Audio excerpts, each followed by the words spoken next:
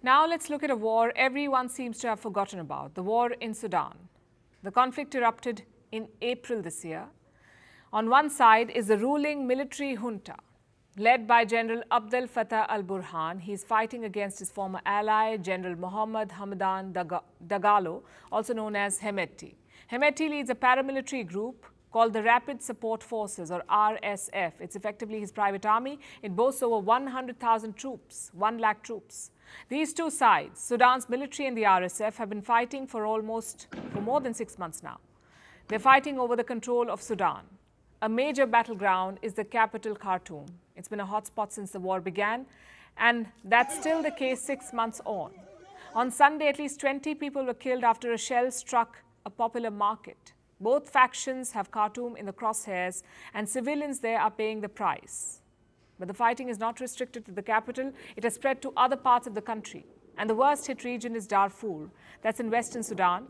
The Darfur region is inhabited by tribal groups. They're distinct from Sudan's Arab majority population, and these people of Darfur have become the targets of ethnic killings. The RSF is rapidly moving across Darfur. 2 weeks ago, they captured the region's largest city. It's called Nyala. And now they're turning their focus on a city called El Janina. Shelling has forced thousands of people to flee.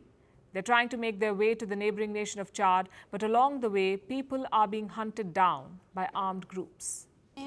Our people there in Admata were killed and displaced. Children are slaughtered, women's money and belongings are robbed, and they can't escape. They told me that my brother was killed. We don't know where he is. My mother, my sister's children and I, we all came to Chad. We don't know where my father is and we couldn't find him. They burned everything and they took everything. We did not bring anything with us except God and our clothes. There's been a surge in refugees. We have estimates from the group called Doctors Without Borders. They say about 7,000 people crossed the border into Chad, and this happened in just the first 3 days of this month. 7,000 people in 3 days. Many of these people come with no belongings, just the clothes on their backs and the bullet wounds all over. And it's not just Chad. Thousands have fled to Egypt, Ethiopia, the Central African Republic, and even South Sudan. Indeed, in addition to thousands of Sudanese fleeing the conflict, more than 353,000 registered returnees and refugees from Sudan have crossed into South Sudan, in a country where 2/3 of the population is already in need of humanitarian assistance. Now, South Sudan gained independence in the year 2011 after a civil war that lasted almost 20 years. It was a devastating conflict. South Sudan is still suffering economically because of it. And now it has to deal with hundreds of thousands of refugees. Overall, 6 million people have been displaced by the war in Sudan in the last 6 months. 1.2 million have left the country. And a refugee crisis is now brewing in neighbouring countries. The situation is dire. We're lacking shelter, we're lacking water, we're lacking food, and all of the UN, the NGO community is coming together, but it's simply not sufficient for the needs.